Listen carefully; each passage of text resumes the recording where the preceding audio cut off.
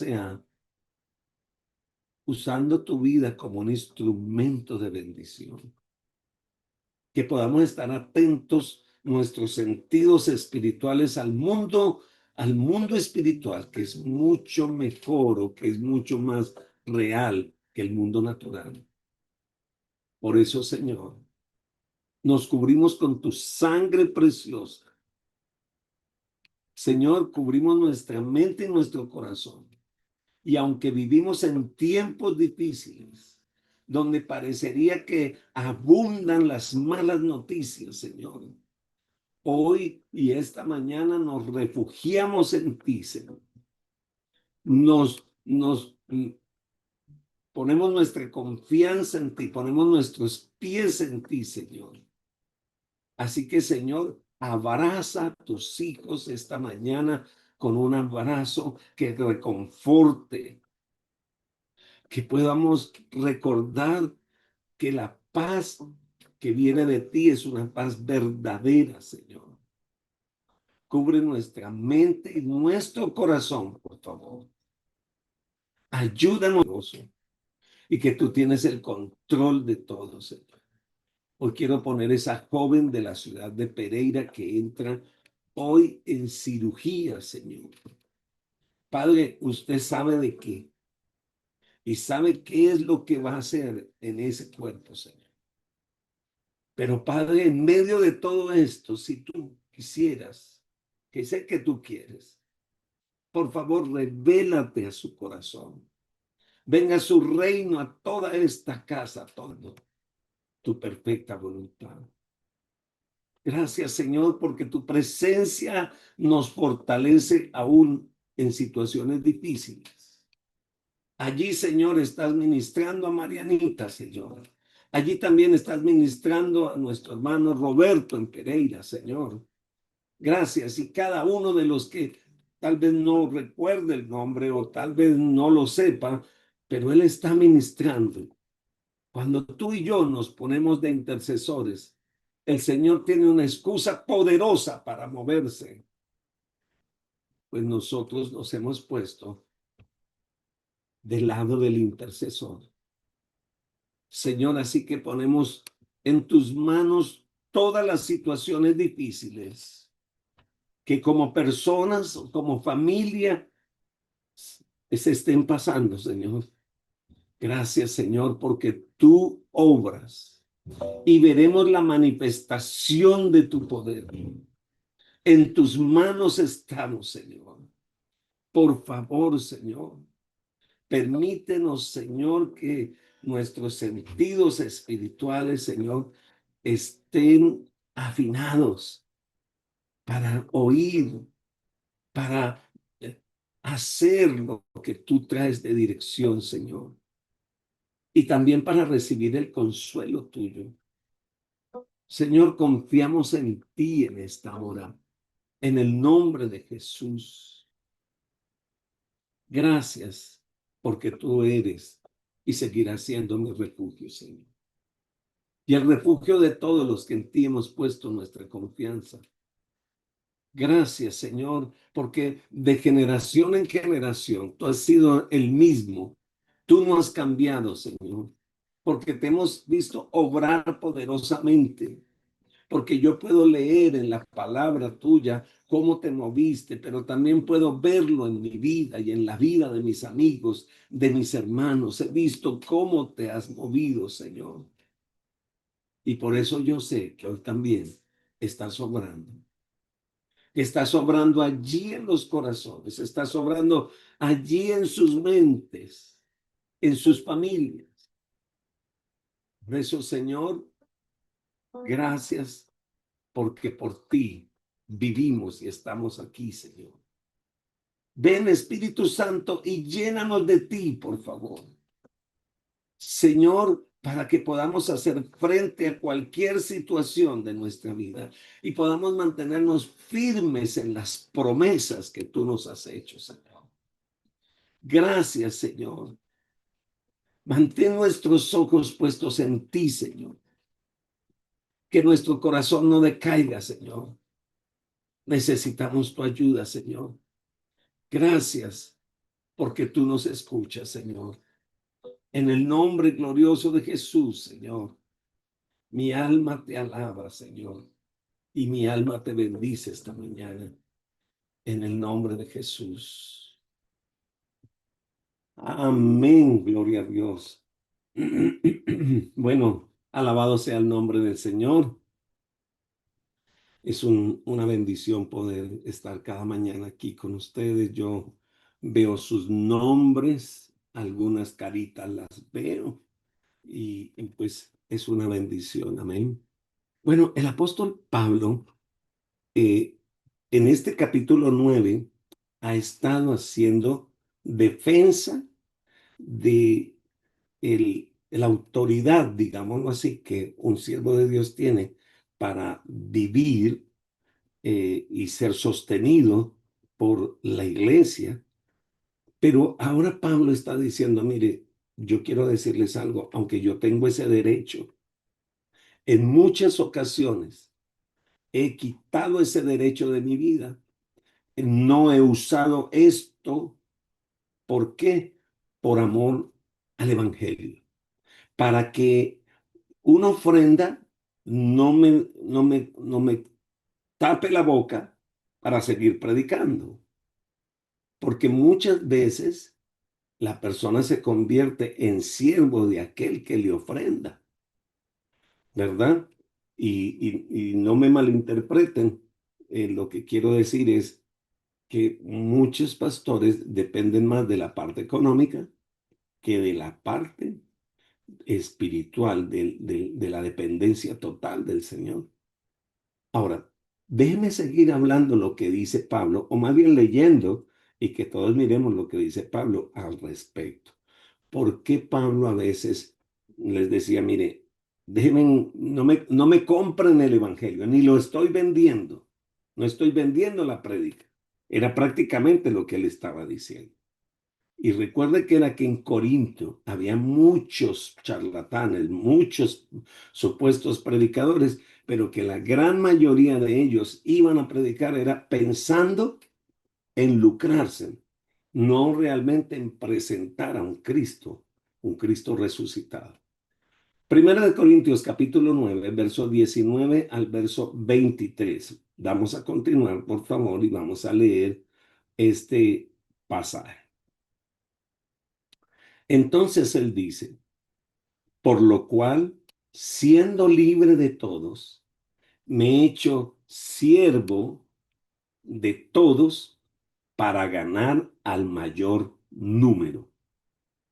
Me he hecho a los judíos como judío para ganar a los judíos, a los que están sujetos a la ley, aunque yo no esté sujeto a la ley, como sujeto a la ley para ganar a los que están sujetos a la ley. Y a los que están sin ley, como si yo estuviese sin ley, no estando yo sin ley de Dios, sino bajo la ley de Cristo, para ganar a los que están sin ley. Me he hecho débil a los débiles para ganar a los débiles.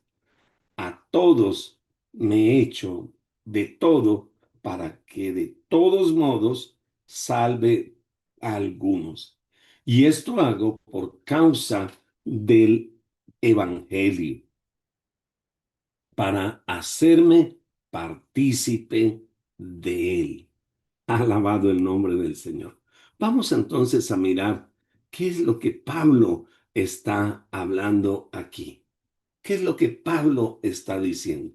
Parece una paradoja. Libre de todos, pero siervo de todos. Nosotros como vuestros siervos por amor a Jesús. ¿Sabe? El apóstol Pablo tenía algo muy claro. Después de ese encuentro con el Señor Jesús, para Pablo había una sola cosa, y era predicar al Cristo que él había perseguido. Él había perseguido su iglesia, había perseguido sus fieles, pero a él no le contaron de Jesús, él lo vio, él lo escuchó, él tuvo ese encuentro con Jesús. Y por eso Él tenía algo claro. Mire lo que dice Segunda de Corintios, capítulo 4, el versículo 5. Y él empieza diciendo, porque no nos predicamos a nosotros mismos, sino a Jesucristo como Señor, y nosotros como vuestros siervos por amor de Jesús. Qué interesante, ¿verdad? ¿Qué sería predicarnos a nosotros mismos? Hacer que los ojos de los hombres estén en nosotros y no en Cristo. Hay que tener mucho cuidado en eso. Nosotros los líderes, pastores, todos los que estamos aquí, necesitamos cerciorarnos que los ojos no estén puestos sobre nosotros, sino sobre el Señor. Y entender que todos nosotros somos siervos y siervos por amor a Jesús. Por el hecho de que era libre. Precisamente esa libertad que hacía que le permitía servir a todos, servir a otros y dejar a un lado sus derechos por amor a ellos. Cuando era perseguidor de la iglesia, pues él no era libre porque era esclavo de sus propios argumentos, esclavo a sus derechos. Pero cuando se encuentra con Jesús, él le hace libre. Por eso la palabra del Señor dice, si el Hijo os libertare, seréis verdaderamente libres. Y la libertad no es para hacer lo que yo quiero. La libertad es para hacer lo que Él quiere. Soy libre para amar a todos por igual. Es lamentable que esa frase, a todos me echo de todo.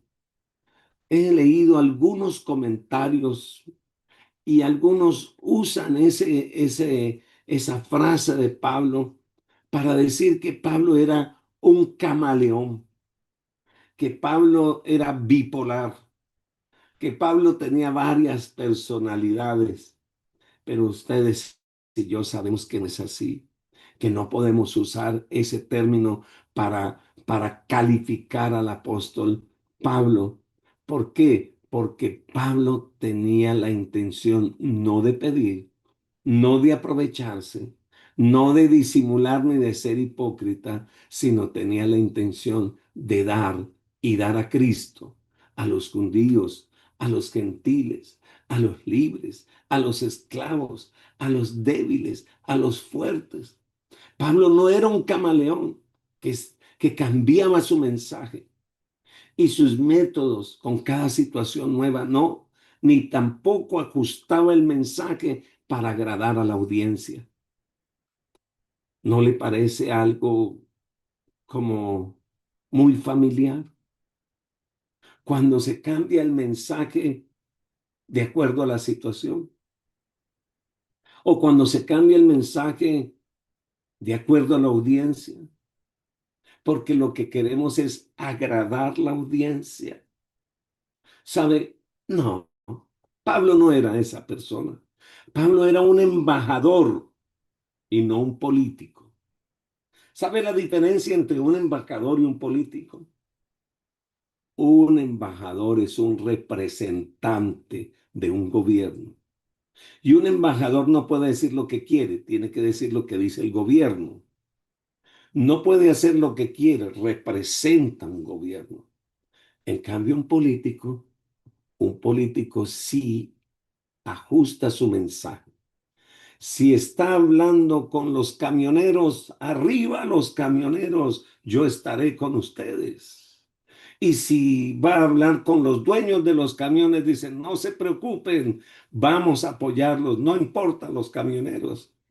¿Por qué? Porque es un político. Y Pablo no era un político. Pablo era un judío que sentía un gran peso en su corazón por la salvación de su propio pueblo. Mire Romanos capítulo 9, verso 1 al verso 3.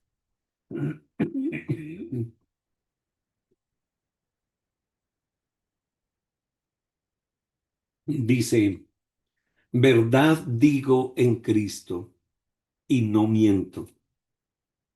Y mi conciencia me da testimonio en el Espíritu Santo, que tengo gran tristeza y continuo dolor en mi corazón, porque desearía yo mismo ser anatema, separado de Cristo, por amor a mis hermanos, los que son mis parientes según la carne. Qué interesante. Entonces, él amaba a su pueblo. Él quería que su pueblo conociera del Señor. Y él dice, si tengo que ceder a mis derechos para que ellos conozcan al Señor, yo voy a ceder a mis derechos. Pero mire lo que dice Romanos capítulo 10, el versículo 1. Romanos capítulo 10, verso 1. Hermanos, ciertamente el anhelo de mi corazón y mi oración a Dios por Israel es para salvación. ¿Cuál era el afán que tenía él? La salvación del pueblo de Israel. Yo quiero preguntarle, ¿usted siente ese dolor, esa pasión por la salvación? Empecemos de su familia, desde el más pequeñito hasta el más adulto, de su entorno, de este país, por ejemplo, aquí Colombia, que hemos pasado tantas situaciones, pero que hemos visto la gloria de Dios y allá en el país donde usted vive. Pero sabe, el llamado principal del apóstol Pablo, aunque amaba la salvación de los judíos, era ministrar a los gentiles. Ese era su llamado principal. Entonces el apóstol Pablo, cada vez que entraba en una ciudad, él siempre iba a lugares donde el evangelio todavía no había sido predicado. Él se dirigía muchas veces directo a la sinagoga y, y hablaba allí con denuedo. Y hablaba el evangelio con los judíos, con los que estaban allí. Y él usaba su testimonio. Él decía, mire, judío de judíos soy yo. Ustedes me conocen. Tenía un celo santo. Pero luego aterriza su mensaje diciendo, pero ahora una sola cosa tengo por valiosa. Y es a Cristo. Y es el que vengo a anunciarles. ¿Sabe? Ahora, si los judíos lo rechazaban, entonces él se dirigía a los gentiles. ¿Qué separaba entonces a los judíos y a los gentiles en aquella época? La ley y los pactos. Déjenme mirar un poquito para ponerle como un pisito a esto. Efesios capítulo 2, verso 11 al verso 15. Y dice, por tanto, acordaos que en otro tiempo vosotros los gentiles, en cuanto a la carne, eras llamados incircuncisos, por la llamada circuncisión hecha con mano en la carne. En aquel tiempo estabais sin Cristo, alejados de la ciudadanía de Israel y alejados de los pactos de la promesa, sin esperanza y sin Dios en el mundo. Pero ahora, Cristo Pero ahora en Cristo Jesús, vosotros que en otro tiempo estabais lejos, habéis sido hechos cercanos por la sangre de Cristo, porque Él es nuestra paz, que de ambos pueblos hizo uno, derribando la pared intermedia de separación, aboliendo en su carne las enemistades, la ley de los mandamientos, expresados en ordenanzas, para crear en sí mismo de los dos un solo pueblo, un nuevo hombre, haciendo la paz. En otro tiempo había una división entre judíos y gentiles. ¿Por qué? Por la ley. ¿Por qué? Por los pactos. Entonces un gentil, si quería, según los judíos, ser parte de ellos, tenía que circuncidarse y tenía que recibir la ciudadanía de Israel. Pero sabe, ahora para el Señor, el circuncidado es igual que el que no está circuncidado. Y de los dos pueblos, tanto judíos como gentiles, hizo un solo pueblo. Por eso es que Pablo se atreve a predicarle tanto a los gentiles como a los judíos. Y él conoce los judíos, entonces él dice, bueno, si para yo predicarles me tengo que poner un trapito en la cabeza, me lo voy a poner. Pero que les predico, les predico. Si tengo que quitarme el trapito para hablar con los gentiles, pues me quito el trapito. Pero a lo que a mí me interesa es que ellas conozcan a Cristo. Y el mismo mensaje de reconciliación que le daban los judíos, se los daba también a los gentiles. Pablo vivía de una manera que no ofendía ni a judíos ni a gentiles. Esa era su libertad. Y no hacía alarde de su libertad delante de los judíos para imponerle las leyes o hacía alarde de su libertad ante los gentiles para imponerles el evangelio. No, estaba Pablo entonces comportándose de manera inconsistente, como algunos dicen. Por supuesto que no. Simplemente adaptaba el enfoque a los diferentes grupos. Este sabía cómo adaptarse y usted ve que él no cambia el mensaje, él da el mismo mensaje y uno lee sus sermones en el libro de los Hechos. Una sola cosa me he propuesto saber, a Cristo y a este Cristo resucitado. No hay más mensaje.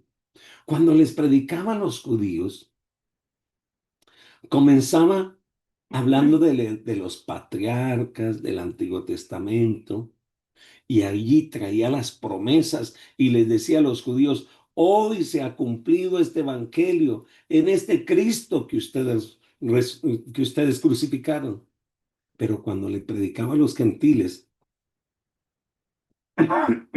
comenzaba con Dios, con el Dios de la creación. ¿Sabe? Pablo no tenía tampoco un sermón cajón para todas las ocasiones. Él tenía la manera de preparar su mensaje, pero siempre su mensaje terminaba en un solo tema, en Cristo Jesús.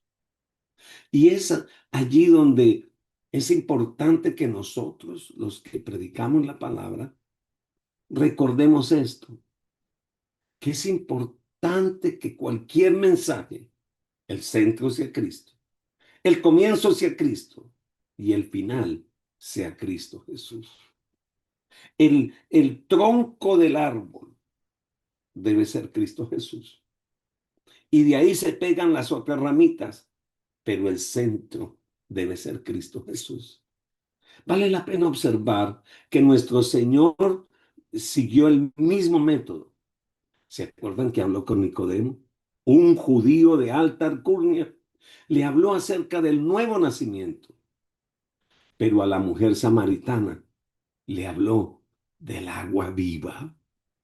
Pero tanto el que tenía que nacer de nuevo necesitaba a Cristo y la que tenía que tomar agua viva necesitaba a Cristo. ¿Sabe? Jesús era reflexible, adaptable y Pablo también siguió su ejemplo.